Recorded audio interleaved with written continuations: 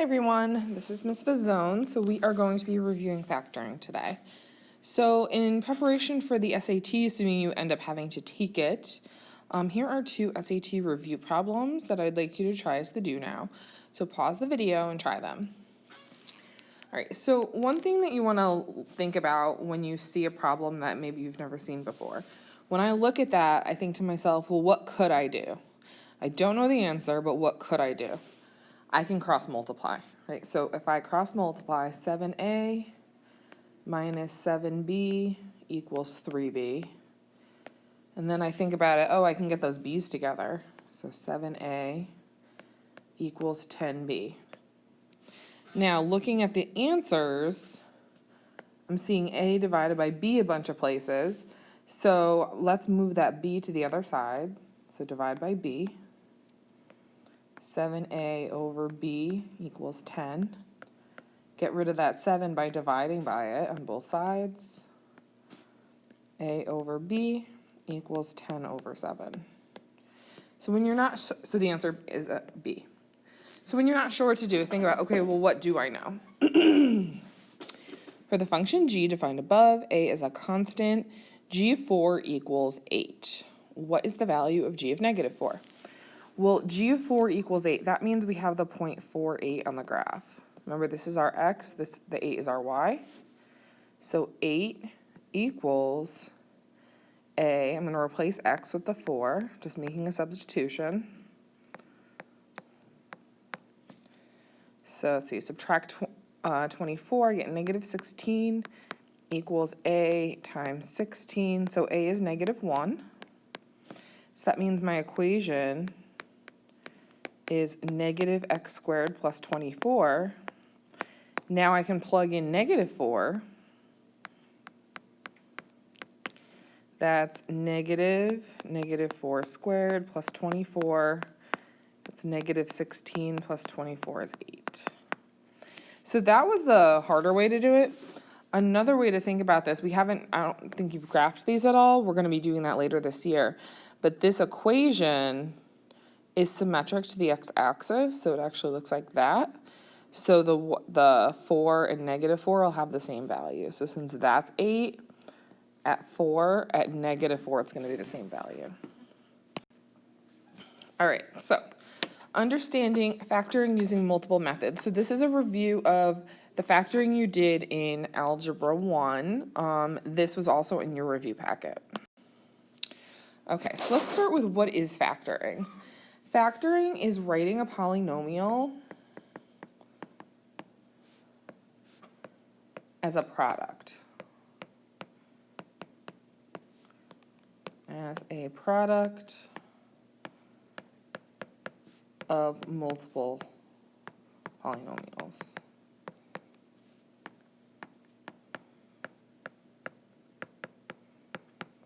Another way you can think about it, move that dot down, it's the reverse of the distributive property. Reverse distributing.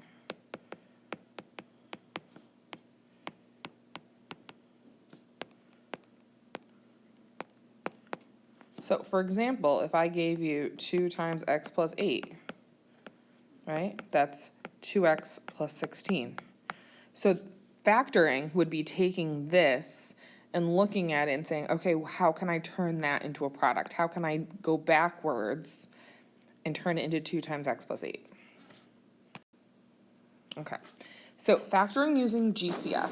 So the first thing we're going to do, well, what is GCF? GCF is the greatest common factor, right? So we're going to find the GCF of the polynomial.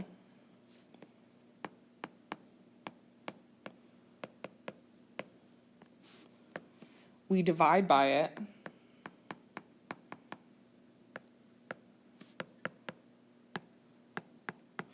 And then we write our solution, write new expression as a product.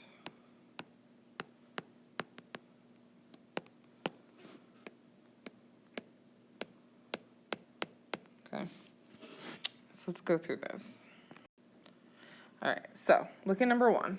The first thing we need to do is identify what is the GCF. So what is the greatest term that goes into both 30 and 12? Let's see, was it 6? Yep, it's 6. And then for the x's, it's kind of this is an easy one. What's the biggest x that will divide into both of those? Well, so you could divide by x, you could divide those by x squared. Basically, the key here is just take the smaller exponent, so x to the 5th. So my GCF is 6x to the 5th. So that's the first step. Step 2, we're going to divide our polynomial.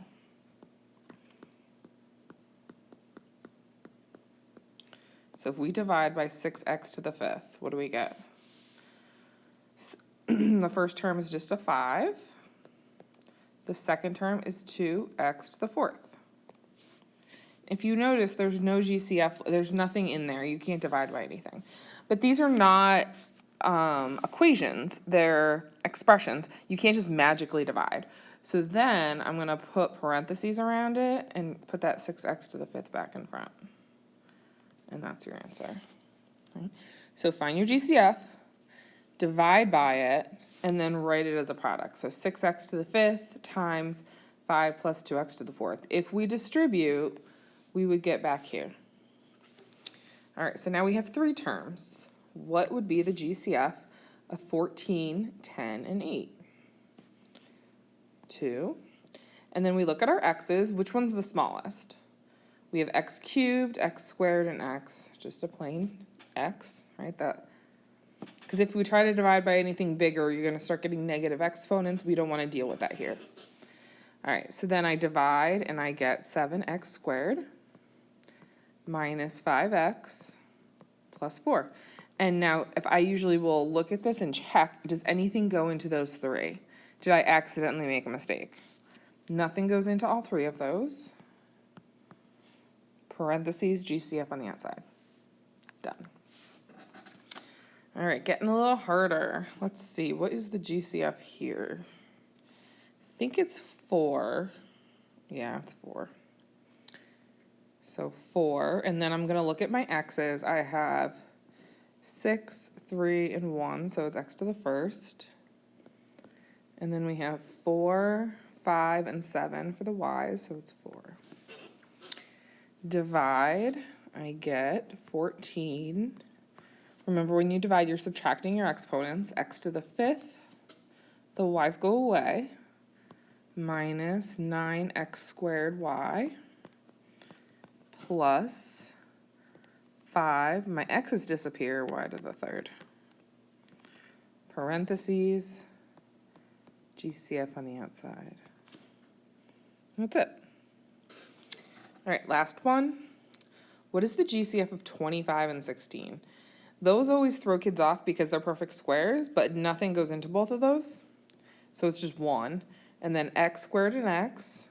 So here our GCF is just x.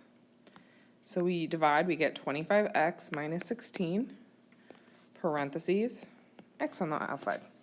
Done. All right, what is the general form of a quadratic, a trinomial? So that is your ax squared plus bx plus c. A lot of the factoring we're doing looks like this, where the highest power is a 2. Sorry. So an x squared problem is the most common factored problem.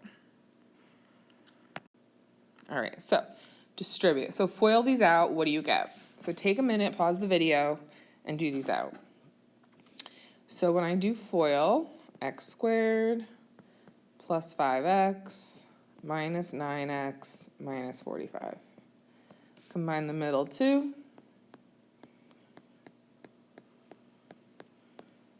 And we're done. Again, FOIL, x times x is x squared. X times 14 is 14x. X times 11 is 11x. And 11 times 14 is 154. Combine those middle 2. X squared plus 15x plus 154. Now, for this last one, if you put x squared plus 64, I will forgive you the first time. However, that is wrong. That is wrong. Don't do it. It's bad. X plus 8 squared means x plus 8 times x plus 8. So x squared plus 8x plus 8x plus 16. Oops, plus 64. So we get x squared plus 16x plus 64. All right, so now we're going backwards, right? The whole purpose of this lesson is to go backwards. So if I'm given this problem, how do I go back? So now let's look at these for a second. Where did this negative 4x come from? Where did the 15x come from? Where did the 16x come from? Well, negative 4 is negative 9 plus 5. Oh, I did that one wrong. This next one I did wrong, didn't I? See if you caught on. That should be 25, not 15. Where did that 25 come from? It came from 14 and 11. Where did that 16 come from? 8 plus 8. So that middle term comes from adding the two inside numbers. Now, similarly, where did this 45 come from? Where did the 154 come from? Where did the 64 come from? It came from these two numbers being multiplied. So the last number, the C term, comes from multiplying. The middle term, the B term, comes from combining or adding. So when we're going backwards, the way I think about it is I'm looking for two numbers that multiply to 20. What numbers multiply to 20 and combine to 12? Now, if you can't figure it out in your head, make a list. Make a list of everything that multiplies to 20. 1 times 20, 2 times 10, 3 doesn't go into 20, 4 times 5. Which pair adds up to 12? 2 and 10. So those are the two numbers that go in the parentheses. So x plus 2 and x plus 10. Done. Okay, pause the video, try that next one. What two numbers multiply to 60 and combine to negative 19? A little harder. I usually skip one. 2 times 30, 3 times 20, 4 times 15. Oh, that's going to be it. But how do we get that to be negative 19? They both need to be negative. A negative times a negative is a positive. A negative plus a negative is a negative. So we get x minus 4, x minus 15. Last one. Multiplying to negative 77. Combining to 4. This one's pretty obvious. 7 and 11. But who's going to be negative? We're multiplying to a negative number. The 7, so that it is positive 4. If it was a minus 4x, the 11 would be the negative one. So pay attention to your signs.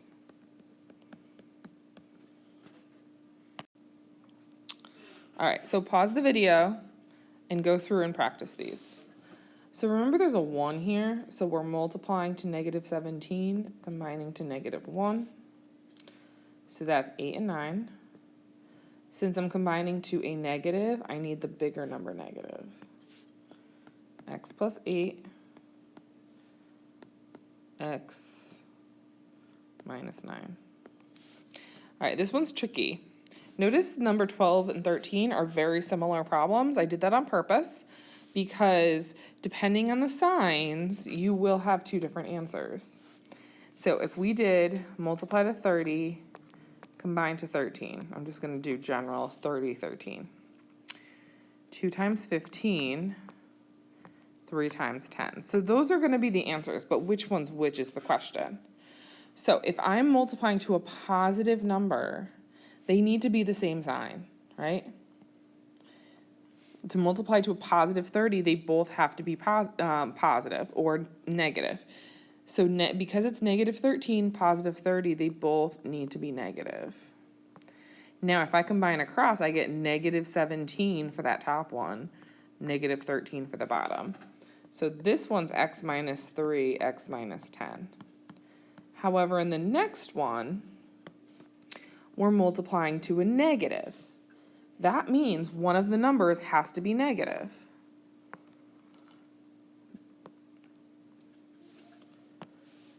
So, since the combined term is negative, the bigger number is going to be negative. But that gives us different numbers when we combine.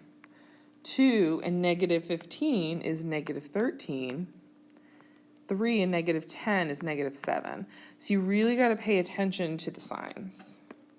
So x plus 2, x minus 15. So even though those look really similar, totally different answers.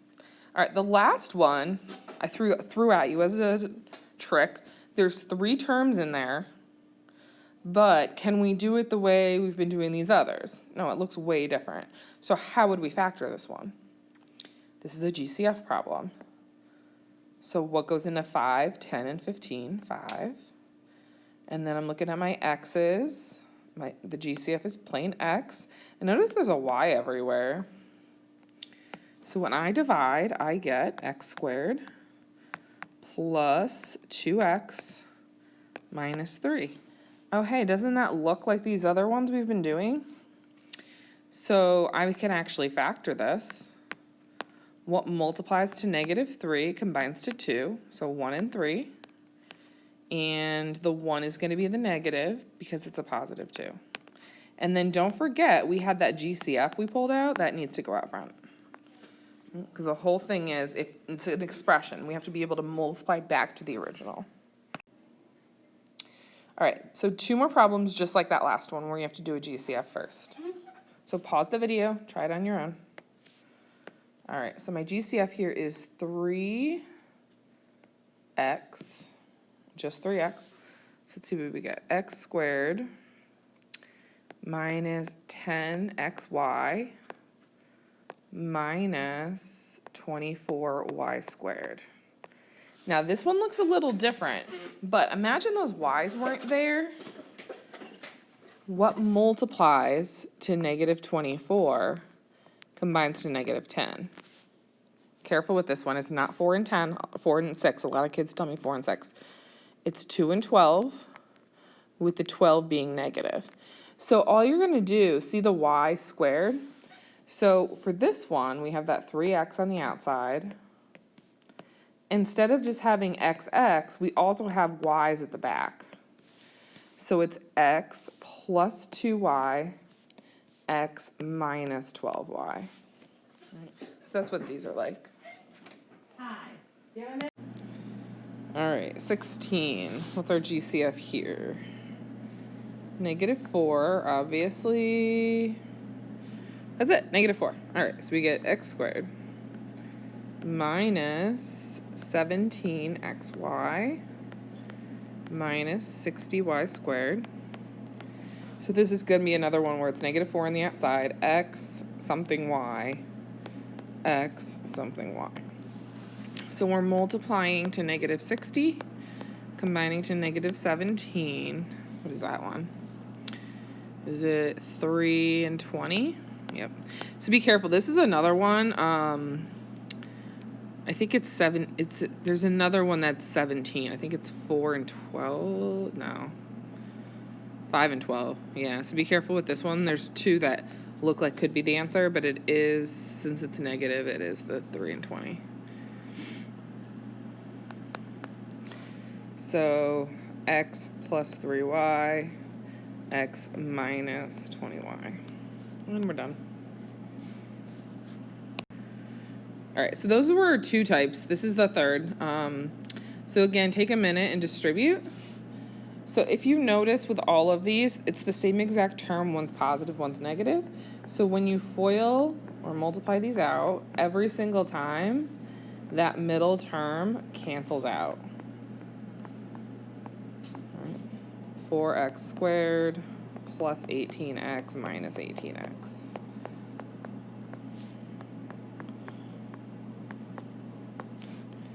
All right, so if you recognize that, I can just skip steps, right? 7x times 7x, 49x squared minus 9y squared.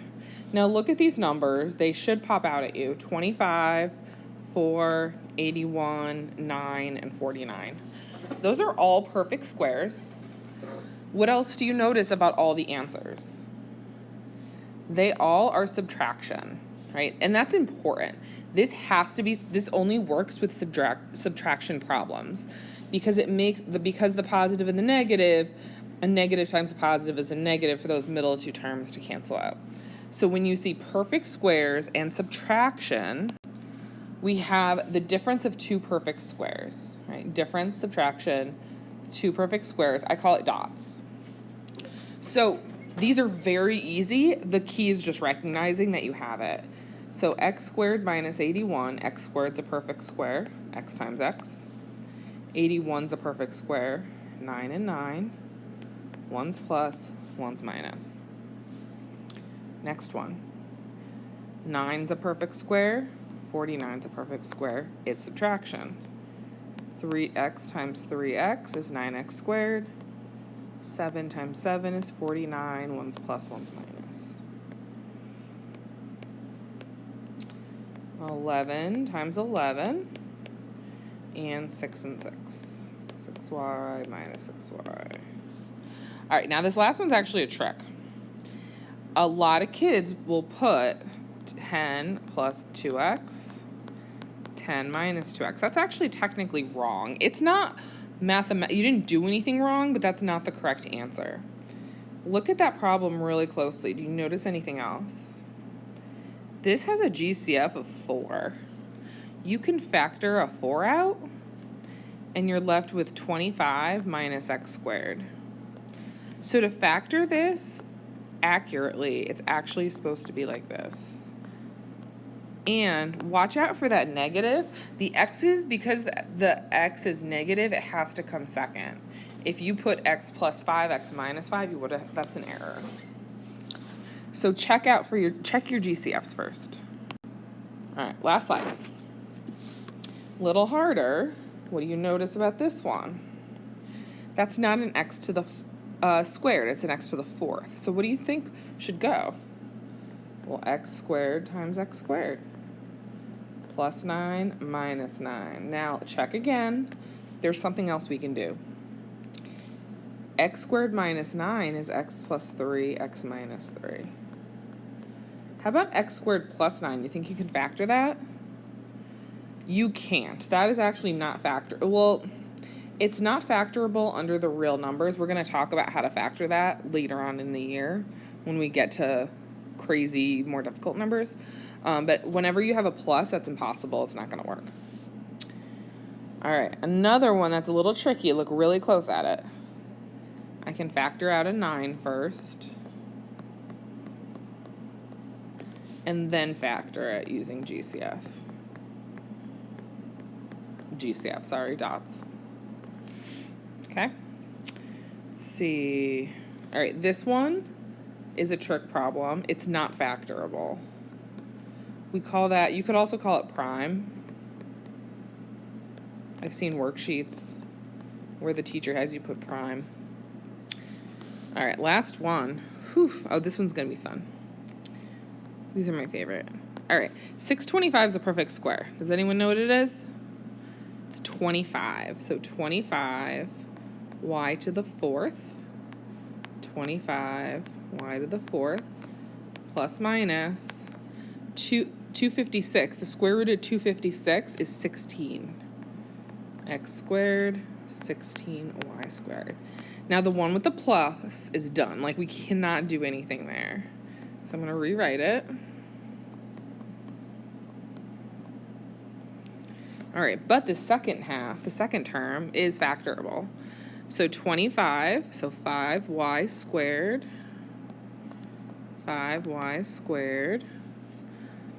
plus 4, what did I do? X minus 4x. I have an error right here. It's an x. And that's your answer. Now if the x, so 5 is not a perfect square, and and the x is not a perfect square, so you can't do anything else. All right, I know that was a lot, but it was review, and I just kind of wanted to get the whole lesson out of the way, and we're going to spend some time practicing, all right? So do your homework. Let me know if you have questions. Email me. Have a fabulous day, guys.